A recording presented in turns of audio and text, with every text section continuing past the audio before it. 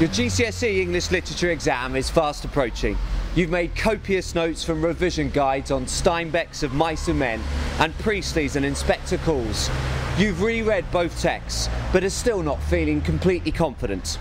Well, let's look at these two very different texts from a comparative perspective. For the producers of Schofield on Shakespeare, this is your alternative last-minute, thought-provoking revision guide to Of Mice and Men and Inspector Calls.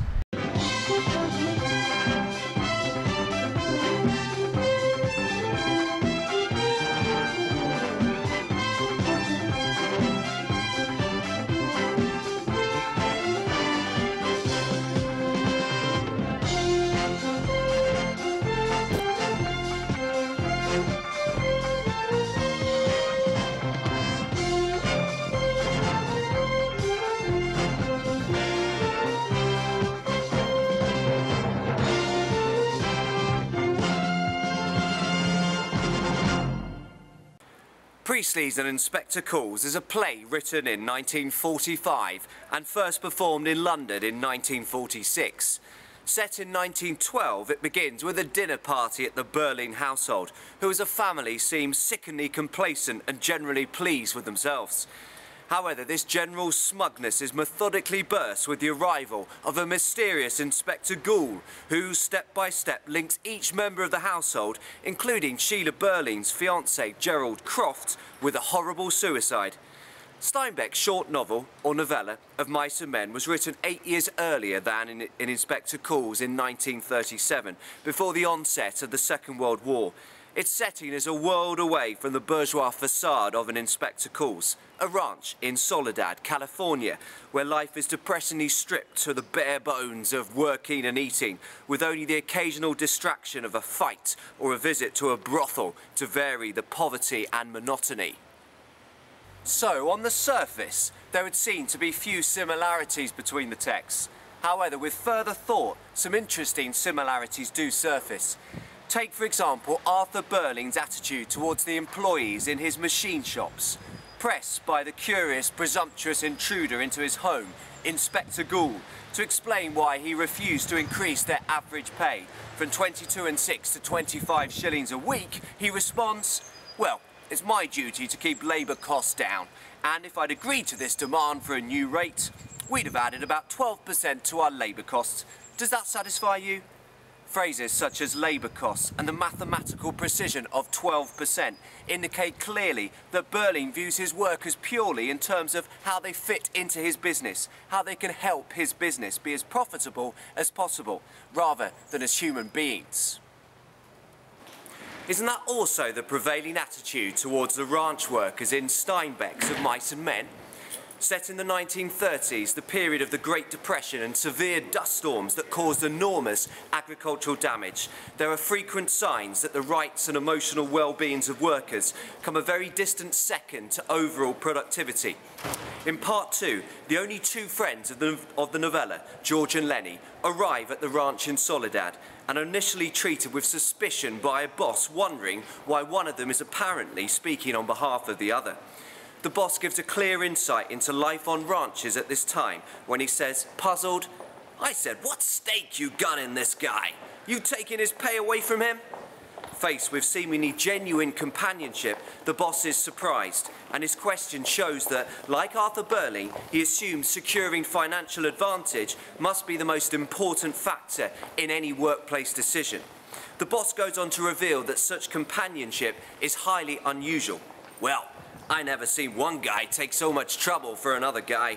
I'd just like to know what your interest is." In the boss's experience, a workplace is not somewhere where you would form a close relationship with another worker, just simply a place to exist rather than actually live. The old man Candy's experience backs up this view of ranch workers being, like Berlin's machine workers, eminently replaceable. In part 3, he explains to George how he lost my hand right here on the ranch. They give me $250 because I lost my hands. However, it is clear that the powers that be at the ranch would have no qualms about getting rid of this costly example of the potential hazards of agricultural labour. Candy goes on in an intimate, unwittingly revealing insight into general attitudes towards workers from that period. They'll can me pretty soon. Just as soon as I can't swamp out no bunkhouses, they'll put me on the county. So as soon as Candy becomes of no use in the workplace, he will be canned, abruptly jettisoned. The ranch owners have technically and legally done the right thing by giving him a compensation payout for the loss of his hands, but beyond this, they're just not interested. Berlin in an inspector calls was of course also within his rights legally as a businessman to dismiss one particular worker who asked for a pay rise, Eva Smith. However, Priestley goes one step further than Steinbeck and shows us that such clinical indifference to humanity can unleash a catastrophic chain of events. For the individuals concerned, the inspector tells Burley and other members of his family, listening on aghast, that Eva Smith eventually committed suicide and that being fired from his company directly contributed to her death. He persistently uses emotive language to describe the young woman's suicide and the horrific manner of her death. She drank some disinfectant and died after several hours of agony tonight in the infirmary.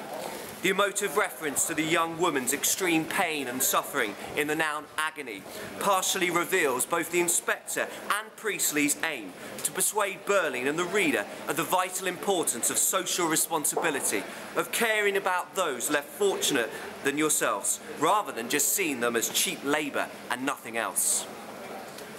The relationships between men and women, as uncovered by the inspector in Priestley's play, and as indicated in the wretched life of Curly's wife in Of Mice and Men, are similarly bleak and depressing. Gerald Croft seems the perfect fiancé, respectful to his prospective father-in-law, a worthy descendant of an old country family, and even more importantly, apparently utterly devoted to the woman he loves, Sheila Burley. In a moment of precision timing, he publicly presents Sheila with a stunning engagement ring in front of the rest of her family, leaving her to gasp, "Oh, it's wonderful! Look, Mummy! Isn't it a beauty? Oh, darling!" The stage directions note that she kissed Gerald hastily. Sheila's broken syntax, as shown in the regular dashes, show how she is temporarily lost for words, is almost overwhelmed with her happiness at receiving this token of love from the man she adores. However, the arrival of the inspector prompts revelations that clearly show that Gerald Croft is far from the image of perfection he projects. In Act 2, he describes going to the Palace Music Hall for a drink, an establishment he refers to as being a favourite haunt of women of the town. The phrase is a euphemism for prostitutes, and given that Gerald specifically mentions this fact, by extension it is fair to assume that the Palace Music Hall is also a favourite haunt of men who may be open to or quite like the idea of being tempted to have illicit sex, of which he is presumably one. He chooses one of the girls hanging around there, who looked quite different. She was very pretty, soft brown hair and big dark eyes. And after a genuinely friendly inquiry about her life, installs her as his mistress in an absent friend's flat. Now, there is no doubt that Gerald did care for this girl. According to the inspector, the same Eva Smith employed by Mr. Burley earlier in her life, but now known as Daisy Renton, in his own way. He tells the inspector and other horrified members of his fiancée's family, "I was sorry for her and didn't like the idea of her going back to the Palace Bar." However, his language to describe her gives a wretched insight into how inequality of opportunity can result in men using women ultimately for their own benefit, and even worse, being left to feel good about it. Confirming that the girl became his mistress, Gerald says limply, "Yes, I suppose it was inevitable. She was young and pretty and warm-hearted and intensely grateful. I became at once the most important person in her life. You understand?" The lazy, casual reference to Gerald having sex with Eva being inevitable shows so much about how a man with money and contacts could use this to gratify feelings of lust, whilst the 3 words tagged on to the end of his description of her, and intensely grateful, shows how attractive this was to him.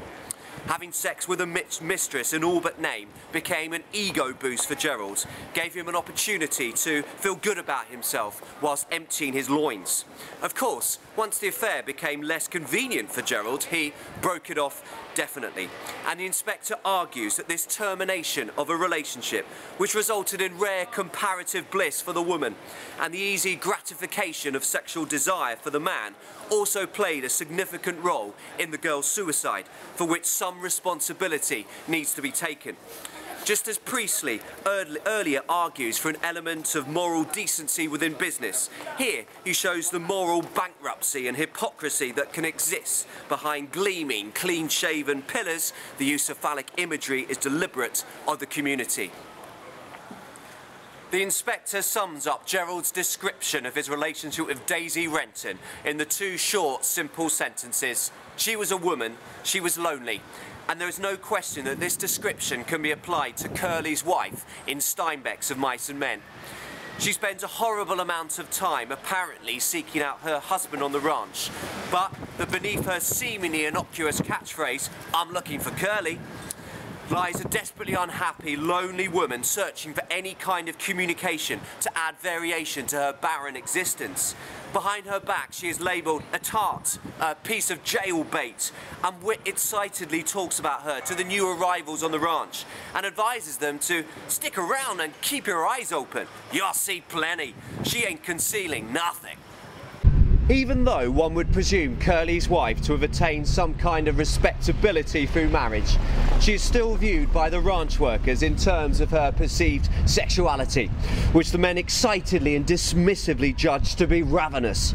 A tart is an old-fashioned word for a woman who sleeps around, or who dresses in a way that suggests she would like to. When George labels her a piece of jailbait, he is also viewing her purely on sexual terms, but suggesting that sex with her could result in significant problems. The men seem completely unable to focus on anything other than her sexuality or sexual attractiveness when discussing Curly's wife, and as a result help create an atmosphere in which a painfully one-dimensional picture of female character is utterly dominant. For in Of Mice and Men, women are simply seen as ornamental objects to be leered at or controlled or abused and used for sex. Wits may enjoy visually ravishing Curly's wife, but there's no question of any literal physical liaison between them, or indeed any other ranch worker other than Curly himself. In part 2, when told by Slim that her husband has just gone into their house, the narrator describes her reaction. She was suddenly apprehensive and she hurried away. The adjective apprehensive suggests that Curly's wife feels worried about being absent from home at a time when her husband would rather she were present. The reader has already come across this husband, a man who seems to epitomise pent-up aggression. In his very first encounter with George and Lenny, his body language is extraordinarily aggressive. His arms gradually bent at the elbow and his hands closed into fists. Curly lashed his body around.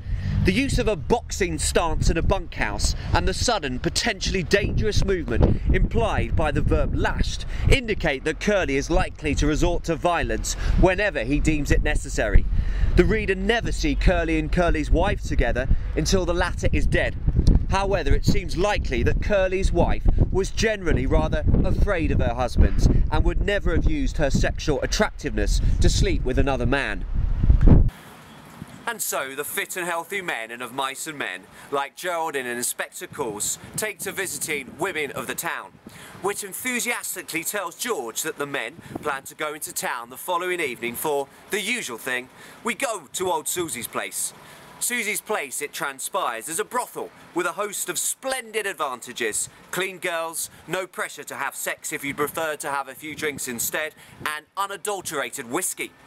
The casual use of the adjective usual gives a real insight into the lives of ranch workers of the time.